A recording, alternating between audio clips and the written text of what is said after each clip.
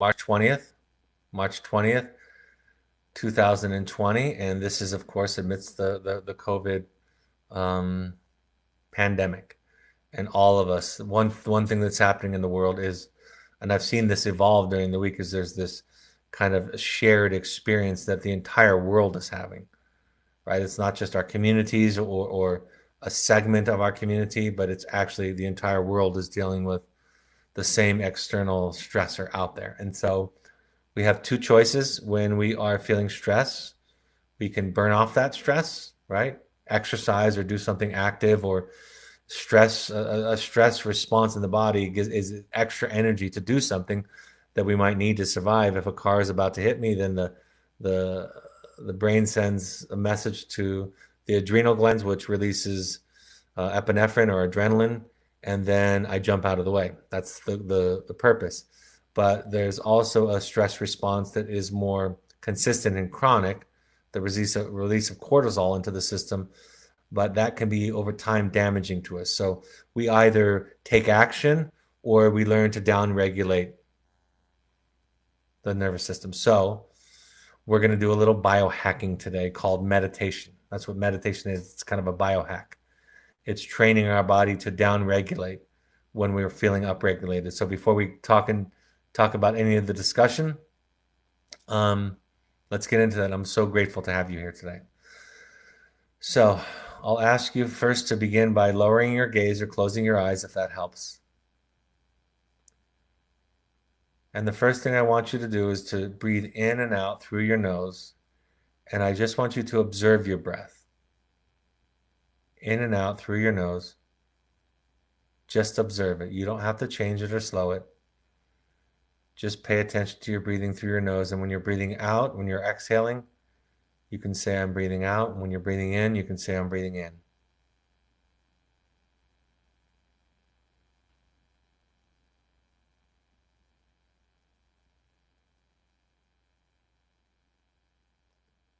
Sometimes when we observe our breath, it does tend to slow, but you don't have to do that.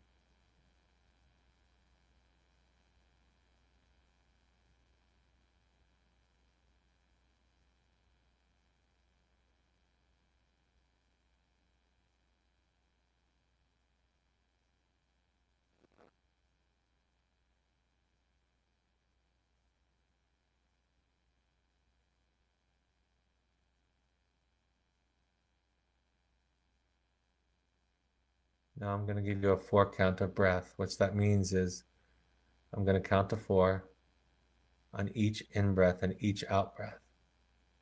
I'll do that a few times and then you can do it in your head yourself. So finish an exhale and then take an inhale. 1, 2, 3, 4. Exhale. 1, 2, 3, 4. Inhale. 1, 2, 3, 4. Exhale. 1, 2, 3, 4. Keep it up.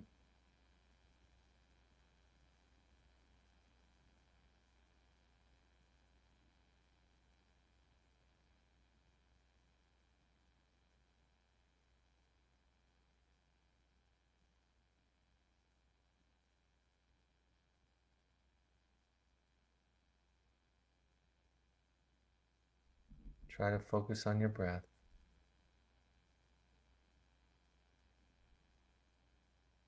Feel it coming in and feel it going out.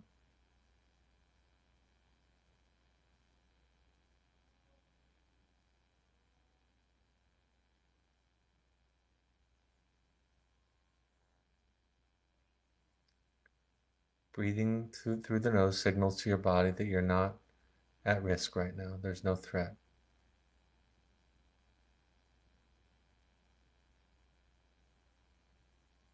It's also why we breathe slowly.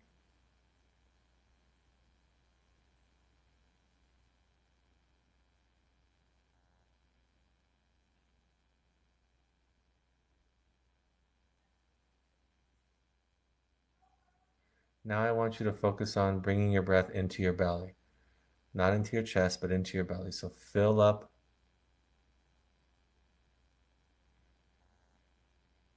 your belly on the in-breath and empty on the out-breath. Fill up your belly on the in-breath and empty on the out-breath.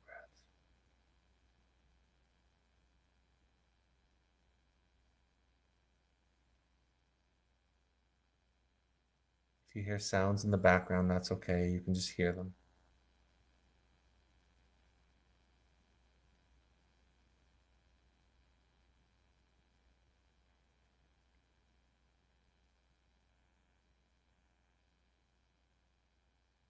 Notice if there's any tension in your body. And if there is, focus on it, and I invite you to let it go.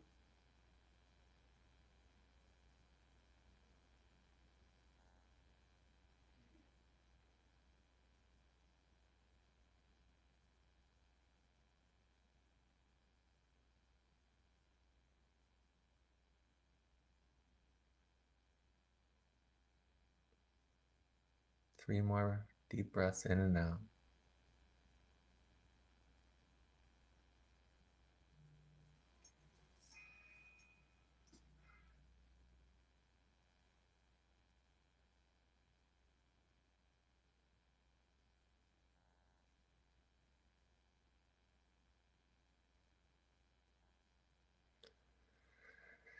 Now when you're ready, you can open your eyes and raise your gaze. Thank you for doing that. Welcome. This is just our opportunity to build some community. One of the things that helps us in our pain is, and our worry and our concern is connection, right? We can connect in our pain and it lightens the load a little bit. So we're just providing this for a few minutes each day for our community. And it's been actually healing for me and very, very special for a lot of people. So let's go with the first question. A question came in from our Instagram. Has anyone ever changed the mind of a grumpy uncle or aunt or teenage kid or other family member or friend who has refused to take the coronavirus risk seriously or to participate in the recommended precautions like social distancing? If so, what argument or piece of evidence or visual aid or written creed proved most successful in changing the skeptic's mind? Do any of you have any success with that? Give me a thumbs up if you've had some success. Do you know how to do a thumbs up? I think you click on your name and... Is that how you do it?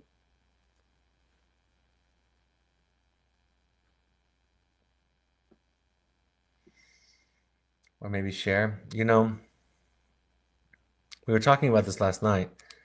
There's this balance, especially with our children, between wanting them to be anxious enough to take the necessary precautions, but not so anxious that it becomes harmful to their mental health and well-being, right? That's been a theme. For older people, I've had some success in convincing some people by talking about the benefit to other people. That's been my number one most helpful thing. A lot of people won't do it for themselves, and we even found with our staff initially, before things got really serious, that some of the precautions that we were proactively asking them to engage in, at first they were not thinking it was relevant to them, because our staff and young adults and young people are, they're not the high risk group unless they have an underlying medical health problem. So what's been helpful is to talk about the responsibility, the social contribution, the social right thing to do. So that's been one thing for me that I've seen, that where a couple of people have changed their mind. I haven't had any older people that have been reluctant to do it. Grumpy old uncles or older generations, I haven't had any of those in my life that weren't taking it seriously, that I had to convince to take it seriously or wanted to convince to take it seriously.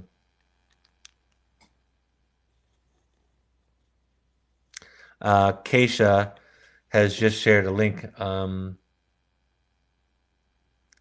about an article about flattening the curve. Everybody's now familiar with that terminology about how social distancing and some of the precautions that we're taking will flatten the curve so that there's not a steep uprise in cases where there's then less medical assistance and less services to provide to that need. So um, somebody else sent it in. Great. Somebody else sent it in from us. Someone else said from the chat, I am just working from home for the first time, finding it hard to adjust. Um, yeah, it's a hard adjustment. It's part of why we're doing this is just so that there's some social connection. People have shared that they've more conscious. We've said this. I said this I think at the outset. Like when we have a new stressor, we have to do something different. I think that's what this has taught me. I've taught it to other people before. When parents have children that are struggling with mental health or addiction issues, you have to do something different. Um, but I came into this virus pandemic not needing meditation, for example, as much, being okay with an infrequent practice of meditation. And I have found since the virus that I absolutely need it. I have found my consumption of social media changing. I cannot indulge myself, especially sitting at home more often. I cannot indulge myself in social media because of the rampant anxiety and misinformation that's out there. And so it kind of requires me to make changes. And I think working from home, doing something different, I think is what we're all learning is that we can't do the same thing and expect the same outcome when there's a new contributing stressor in our lives. So I think you're not alone. And I'm glad you're here. I want to tell you all of that. I can't wait till Monday till you can see each other's names. But I'm really, really glad that you're here because you're not alone. And I think this particular issue of social distancing can make us feel more alone. Even just going out and running errands, right? Running meaningless errands for me was kind of a break and a distraction throughout the day. And while if you had told me 2 weeks ago that I was going to be doing 4 webinar broadcasts this week, I would have said, oh, that just adds to my workload. But now it's like my favorite part of the day. I've been looking forward to this all morning, actually. So adjusting is a good word. I'm struggling. Somebody else says I'm struggling with my. By the way, you folks are welcome to chime in, and I'll read your responses. I don't want this to just be about me and my thoughts. I want you to feel each other during this process. Someone writes in, I'm struggling with my 17-year-old son. His sister was at Evoke this fall. I wonder if he used to be in the jokester role and now is supposed to be the good kid. Could this be a root of our struggle? He refuses to see a therapist. Any suggestions? Would love to take this time to rebuild our relationship.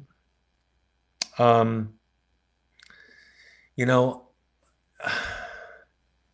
it is, first of all, I think your awareness of the fact that he might need to feel like he needs to be the good kid is gold. I love that awareness. I love how you understand that he might be apt to compromise himself, um, he might be able to compromise himself to help the family function because that's damaging, right? If we have to give up part of who we are so that everybody else is okay, that can be difficult. We all have to make compromises, sure, but we don't necessarily know how to um, find that balance between what do I need and what can I sacrifice that's not a core part of myself. So um, that's a important thing for the fact that you as a mother have that awareness, I think is an amazing parenting skill. Um, I think it's fantastic. It's if every parent could see that dynamic, it really is. I cannot overstate this. So I'm going to just slow down. I cannot overstate that it is the fundamental wound of childhood where we feel like we need to be something for others, for our parents, principally is kind of the primary one, at the cost of the authentic and real self. Because if we become who we are, if we become who we are, then we risk being abandoned and rejected. And that's not tolerable. That's the number one goal for a child. The number one goal for a child on the hierarchy of needs is to not be abandoned by parents. Okay? And so that's going to take precedent over virtually everything. So the fact that you recognize that he might be doing that is gold. In terms of seeking a therapist, you know, I'll talk about outpatient therapy and then I'll talk about evoke wilderness therapy. Okay, because they're two different categories and really two different questions.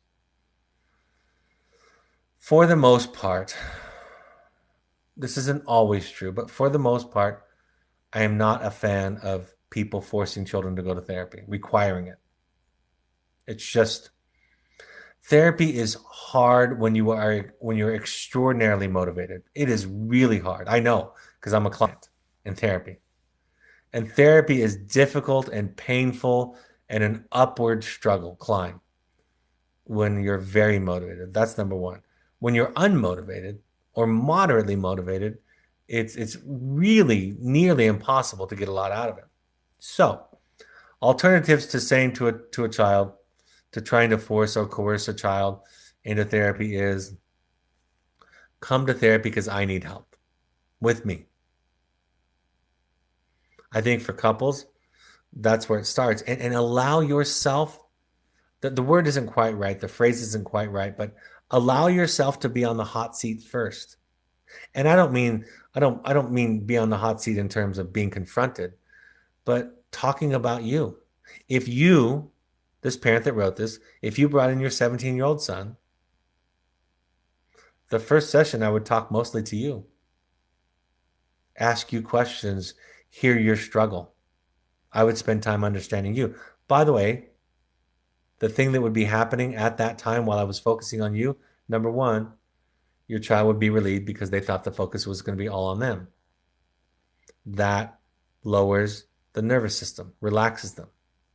Number two, because I'm doing the work to understand you, they're beginning to understand you and understanding that your anxiety is not about them. It's not their responsibility. It might be directed toward them, it might be triggered by them, but it's not fundamentally about them. Like we learn in Al Anon, my serenity is my responsibility. So they're learning that. So there's 3 lessons already that are fantastic, right? They're relaxing because it's not focusing on them. They're understanding you and your dilemma, and they're realizing that they're not responsible for your peace and serenity. Those are 3 amazing things if you bring your child into therapy. Now, hopefully you have a therapist who's talented and conceptual enough. And if you have one, talk to them about your goals ahead of time, right? That's the way that it would work with therapy with me. Okay. And then lastly, then after we've done those things, then there may be some opening to talk to the child. But see, what's more, I talk about this all the time. What's most interesting to me is not getting a child to behave in the way that we want them to, right? Not getting a child to behave in the way that we want them to, but rather understanding why they're behaving the way that they are. In my first book, The Journey of the Heroic Parent, in the chapter on behavioral change, which I didn't even want to put in there because I didn't want the focus to be on how to change your child, but you can't write a parenting book without talking about behavioral change. You just can't. It's unacceptable. At the first part of the chapter on behavioral change, I write this quote that I say, before we go about trying to change a child's behavior, we would be wise to understand what the behavior is trying to tell us, right? And when we do that, our compassion increases, our empathy increases, our relationship to the child and their behavior improves, and we tend to respond in ways that are more welcoming, less anxious. So I'm more curious with your son about why he doesn't want to go to therapy. And I'm not sure that he's going to be able to articulate that to you. And that brings me to my last point in this with this question, which is it might be your need and not his for him to go to therapy. It might be a good part of this work is finding yourself. In the first book, The Journey of the Heroic Parent, it's about looking at yourself. In the second book, I call it Finding You. Chapter 1 is Finding You. Maybe it's chapter 2. But the point is when you find yourself, then you start to know the difference between what's your need and what your child's need is. And that is a fundamentally important reorientation that directs then how you respond to the child. And by the way, it is a disciplined practice. It is not a one-time thing. Because our old mother tongue, right? Kind of our earliest learning is that it's about the other person. That I need to figure out how to tweak or pull apart or uncover. I need to do something to the other person to find a sense of peace and well-being. So discover whether it might be your need for him to go, or yeah, it was a son. It might be your need for him to go. And let me say the one last thing. I differentiate outpatient therapy from more significant interventions like Evoke therapy, because when it gets to the point where you are, after doing your work, you are convinced, you're sure, you're confident, or confident enough, I should say, because nobody's 100% confident of anything, right? That's silliness. But you're convinced that they're not safe, that they can't get what they need at home. That's where a more significant intervention than outpatient therapy is warranted, like Evoke Wilderness Therapy Program, right? When you send your child to Evoke, you're saying, it's not going well at home. I don't think you're getting what you need. We're sending you to Evoke because we think you need more than we can give you, right? That's the point that you get to. But that's very different than outpatient therapy, which relies heavily, heavily on internal motivation from the client. Wilderness therapy, it kind of creates the motivation externally, right? Interventions like wilderness therapy, the motivation is external, right? There's structure and there's a context, there's a milieu, there are peers, there's staff, there's activities, there's things that are motivating externally. So that's why you can justify something like an intervention like that, whereas requiring therapy for somebody at home, outpatient therapy for somebody at home as part of a contract, it could work. I'm not saying don't do it, but it's difficult. It's a uphill battle already, and it's significantly uphill. So those are my thoughts about. Oh, one last thought. I lied. One last thought. If you and you may be doing this, so all of these things you may be doing. I never know that, right? When someone asks a question, but in the end, go do your work. The best thing that a parent can do, in my opinion, is do their own work in therapy. When families call us to talk about doing a family intensives, which we do family intensives, I always default to considering having the parent consider to come and do their own work first, if it's a marriage problem. I've shared with you many times that I've been with my therapist for going on 22 years, my current therapist, and I've been with other therapists before I found this one. And I've had one couple session in the last 8 years with my therapist. I've had two sessions with my children with my therapist in the last 10 years. But you better believe that when I'm in therapy, I'm working on my marriage, I'm working on my relationship with my children and others. The foundation of work in our family systems and our partnerships is our work. So consider going to 12-step meetings without your child. Consider going to Al Anon or Codependence Anonymous without your child. Consider going to therapy without your child. Consider going, like I said earlier, you can invite your child later. Consider going to an intensive without your child. There's so much benefit from building a stronger, more robust foundation of our own work that helps us in dealing with our children. I think one of the reasons why Evoke is as successful as it is because of what we do with parents, right? I think our program is amazing out there in the field. I've never seen anything that provocative and powerful and dynamic. I think that's true. But I think that the magic dust of the program is this work. And it's non-shaming, non-blaming. It's just you need more support when you have a child that's atypical, that has an addiction, that has anxiety, mental illness, depression, whatever it is. You need more support and more help. So it looks like lots of comments are coming in. So let me get to those before I just chat away the whole time.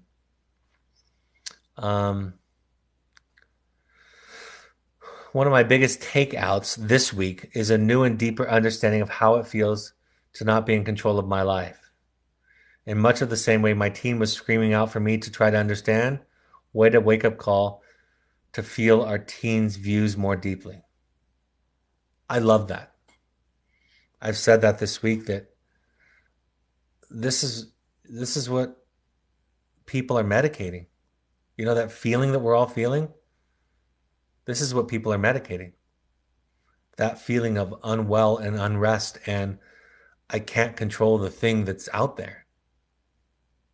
I said last night when I was introduced to the Serenity Prayer, which I'll share in just a moment, that's shared in virtually every 12-step meeting all over the world every day. I had no idea why that was shared. It made no sense to me. The Serenity Prayer, if you don't know it, goes like this: God, grant me the serenity to accept the things I cannot change, the courage to change the things I can, and the wisdom to know the difference. The serenity to accept the things I cannot change, the courage to change the things I can, and the wisdom to know the difference. I mean, think about that.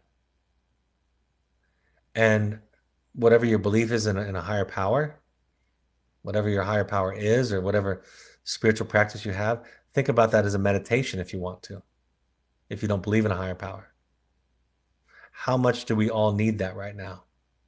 Serenity for things that we cannot change, courage to work on the things and do the things that we can do, and the wisdom to know the difference. It's so phenomenal. And why do they share it in every Al Anon, Codependence Anonymous, Alcoholics Anonymous, Narcotics Anonymous meeting, Gambling Anonymous meeting, Sex and Love Addiction meeting? Why do they do that? Because all of those things, all of those behaviors, those self-medicating behaviors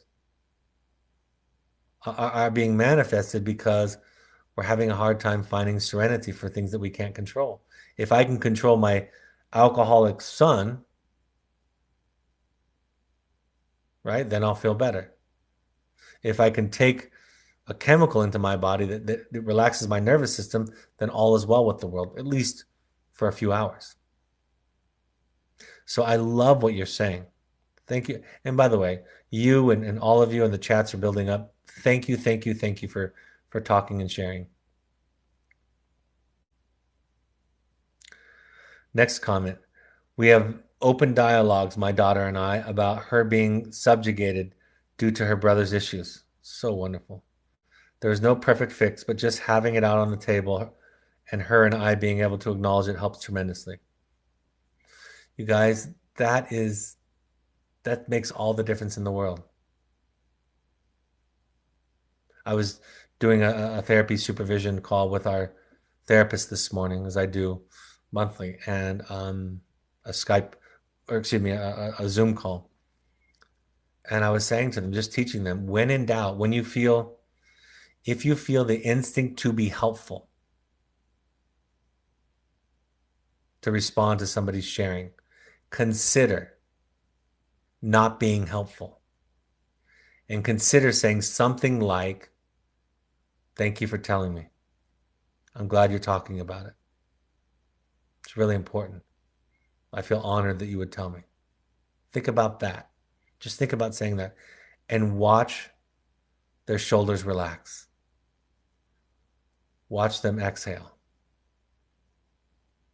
I just had a session earlier this morning with an inquiry family, a call from an inquiry family.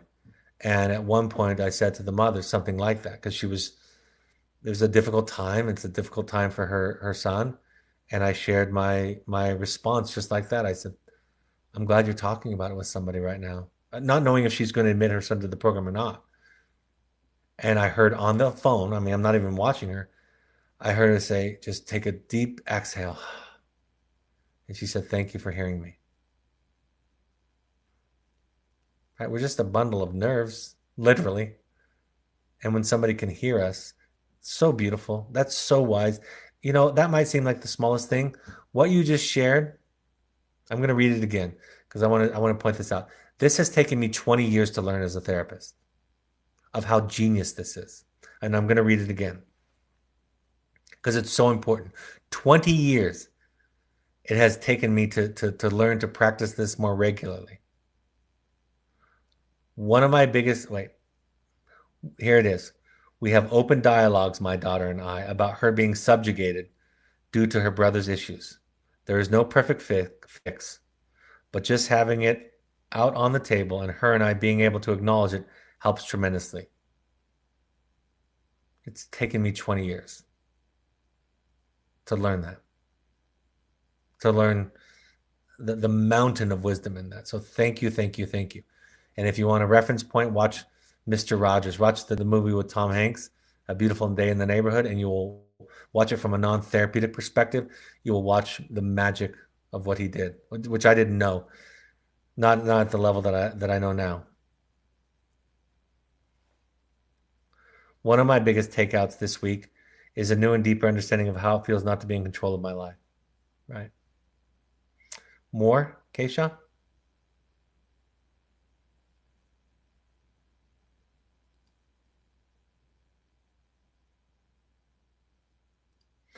I don't know if Keisha's with me anymore, so I'm going to go without her.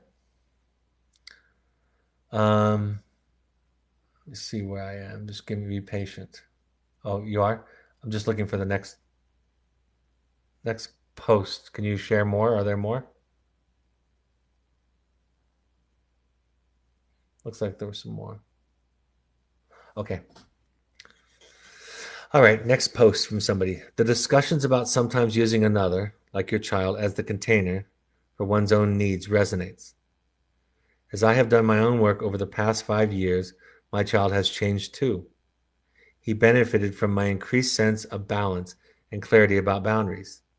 My child began to struggle again this year and decided on his own to come to Evoke Wilderness. The parent piece is helping me move further into my trying to let go of the anxiety about outcomes. Interestingly, he personifies what you just said about externalized participation. I am using these supports like this group to stay in the present. It's hard for me not to will his next steps. Thank you. You're welcome, first of all. And again, that's beautiful. That paragraph that I just read, just like the other one, it makes my day. I want that. I want what you guys are talking about today and hearing about from each other. I want the whole world to hear this. And I know we're going through a rough time right now, and things are atypical for sure. But I want the whole world to know what you know. It doesn't fix the child automatically, doesn't solve all the problems, but it makes a change, right? It makes a palpable change. And even if the child doesn't change in the ways that we hope, which we all love our children so much, we want them to be healthy and safe and have a meaningful life, it changes us. First and foremost, it changes us. And we're learning through this experience, if we, even though we've learned it before, that the change in us makes a change in the entire world. There are dolphins now in the canals in Venice, right?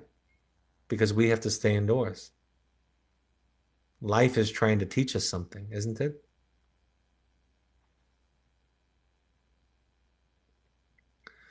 Next comment. Forcing teenagers into therapy. I could not agree more with your message of not forcing our children into therapy. My son is almost 21 years old. He suffered for years and years, and when he was 12, we sent him to his therapist, to this therapist and that therapist. We kept trying every which approach and way. Nothing ever helped, and in fact made things worse because he became very resistant to any attempt to help him. The only thing that helped him was when my husband and I finally accepted him and stopped trying. In the past 12 months, he has completely turned himself around. Still a very difficult journey, but he is now taking ownership with us, being there to love him and support, to love and support him. Yeah. I don't think outpatient therapy was built for force. I really don't. You know, we were built for a container when kids are unsafe. That's what Evoke is built for. But I don't think the design of outpatient therapy, for the most part, I'm sure there are, I should say this, please allow for me to say this. I know there are exceptions.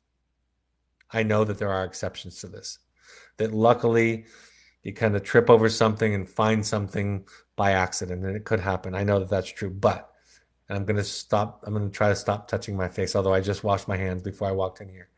Um, the outpatient therapy is not built for force or coercion. I and by the way, even if you'd sent them to Evoke, that work that you said that you've done, that's the work to do, right? It's the work to do. People, when they call me and they're considering our program, I say to them all the time, regardless of whether or not you come, here's the work. Here's our podcasts. Here's my book, which, by the way, I've lowered to the lowest possible price that Amazon will allow me to lower. My new book, I've lowered it to the least possible price that is allowed by Amazon so people can have it during this time. Read these books. It's all the wisdom that I have right now to share with you from people like you, from people like your children. And whether or not you end up with us or another wellness program or a treatment program or a rehab or a psychiatric hospital, you will be asked to do the same work regardless. So do it now regardless, right? It's the same work. And it's the work that you talked about. And it makes a difference. Someone posted, just came from Austria from a complete lockdown of the country. And on the journey home, I learned that I cannot allow myself to panic and to rush. I have to slow down even at home and just practice relaxation. My son is a huge support and said that me taking care of myself is truly important to him, particularly on my journey home. Man, I love what you guys are saying. It's so amazing. When parents take care of themselves, children relax just a little bit. And that means taking care of yourself physically, right? Spiritually, emotionally, psychologically. I just had this experience this week. I had a parent tell a son, an adult son, I'm going to be doing my own work. I realize I have some things that I've done, some wounds that I have from my past that I've passed on to you. And I'm going to go work on those. And this 30-year-old son started crying and said, this means more to me than anything. And all of the praise and acknowledgement and admiration that you've given me all over the years, it's nothing compared to this gift. Because when you take care of yourself, they don't have to. That's one of the primary tenets of the book. Because the new book is called, for those of you who don't know, I'll show you it because I'm proud of it.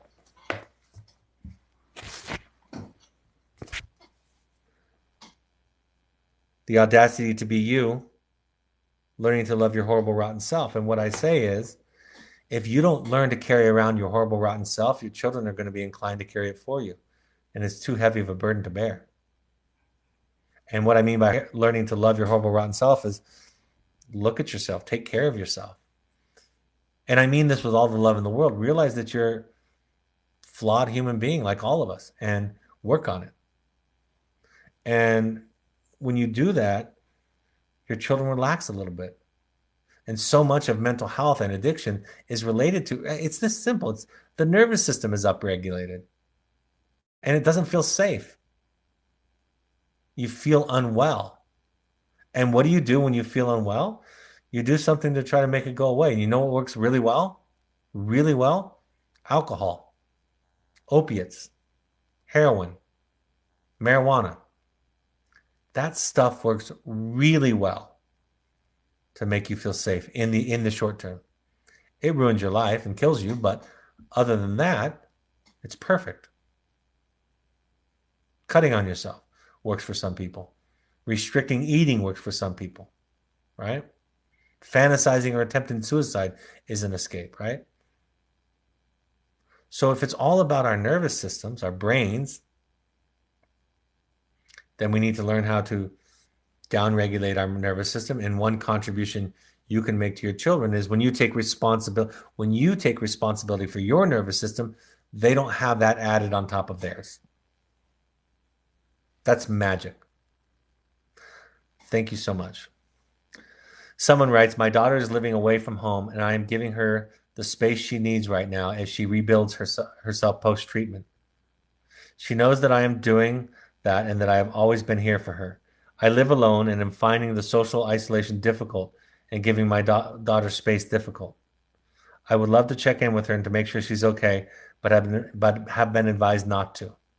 I struggle with wanting her to know I love her and making sure she knows I am there for her. Excuse me. I am there for her even though she already does know, my therapist tells me. Wonderful therapist.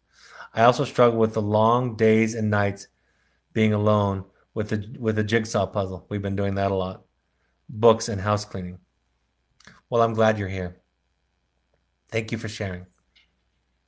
And you're not alone in that feeling. I think a lot of us can relate to that. And I think your therapist is a very wise person that she knows that you love her. And it goes back to something that I was talking about earlier, which is when we reach out to our children. See, our children aren't like other people, even when they're adults. We think our 25-year-old, 35-year-old children are just people. They're not. They're always 12 to us psychologically, unconsciously, not psychologically, unconsciously. Around us, we're always their parent. And so they can't contain us. And so when we want to call and to reach out, it takes a lot of work. Something I'm working on still. It takes a lot of work to realize, is this for me or for them? And if I, as a father, and am asking them to take care of me, it's going to be a problem. It's a problem. They are inadequate to the task of containing and taking care of me. I promise you. It's too much.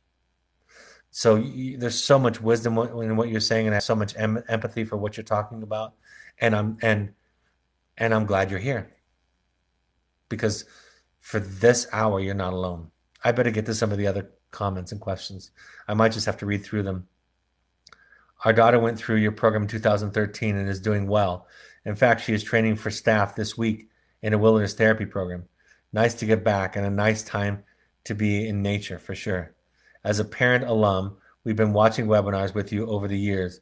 Now more than ever, your support and guidance is really appreciated. Thanks for all your good work, your program, and your staying power. Thank you. You're welcome. It's my joy, my pleasure, my honor.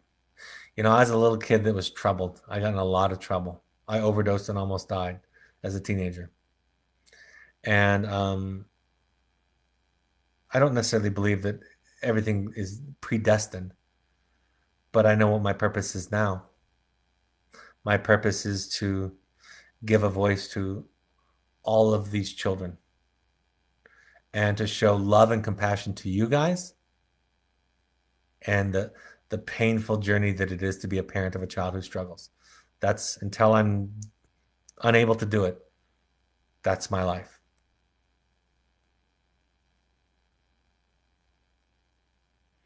Any more, Keisha? I'm going to wrap up in just a few minutes. So I better go.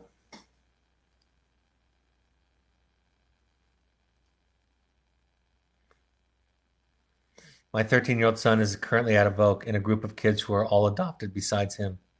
I am a single mom, and my son and I are all each other have at a certain level.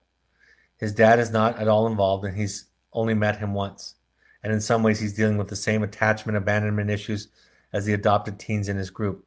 He's been showing incredible self awareness and recognition, and I've made so many changes as well while he's been away. This COVID-19 thing has made it difficult to keep trusting the process, as I'm terrified of not being able to get to him when it's time to pick him up. We've also spent all the family savings on the program, and I sometimes worry whether this was the right decision this early in the struggle, as I know it won't end here. And medical is such a nightmare to navigate to get mental health services. I'm going to respond to this, Keisha, and then save the rest of them for our chat on Monday. I'll read maybe a few thank yous or just short little statements at the end if you want to post those, Keisha, but this will be the last question or long statement that I'll read. I was talking to the therapist this morning. It's a real interesting dilemma to want to be close to your children and to also know that they're safe right now with us. It's a tough dilemma.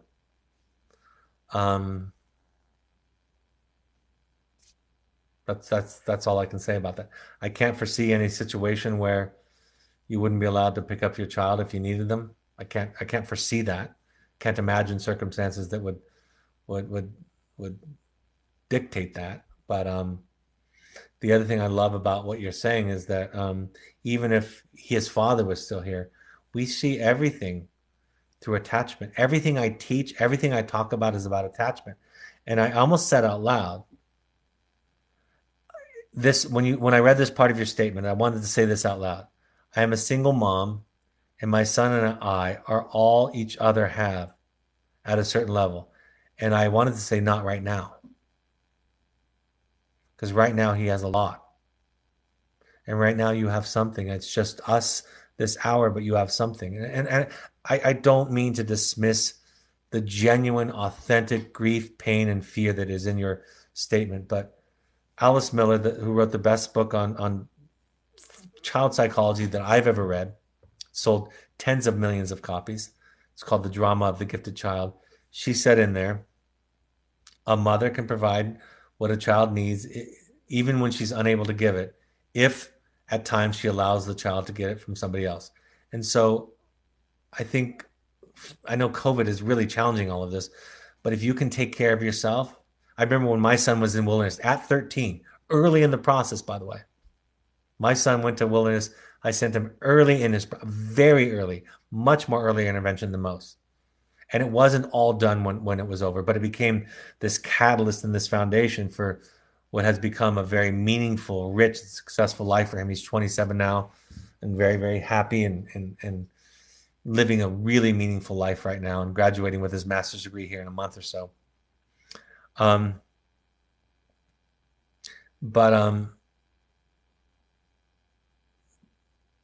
Take care of yourself. Find sources of support. Thank you for joining us today. Thank you for sharing what you shared. And if everybody could respond, I'm sure so many people would tell you that they can relate, even though their circumstances might be different. And everything we talk about is about attachment. Even if you have two parents and siblings, this is what this is about. It's about who we are and what our circumstances, first our parents, then our siblings, then our peers, then our teachers, what they taught us about who we are unconsciously, right? That's the word. All right, I have to, one comment from another mom. I want to tell that mom that she isn't alone. Thank you so much for saying that. On Monday, we're going to do this again with names. So you can use a fake name, initials, your full name, your first name, whatever you want. But we're going to do this on Monday with names so you can see each other. I can't wait for that. Actually, I'm looking forward to how that goes and every day. Any other comments? One line comments before I log off. Another thing for that mother, I am a single mom too, with no father in the picture, and my daughter lives away now, but we are all together in this. Thank you so much, you guys.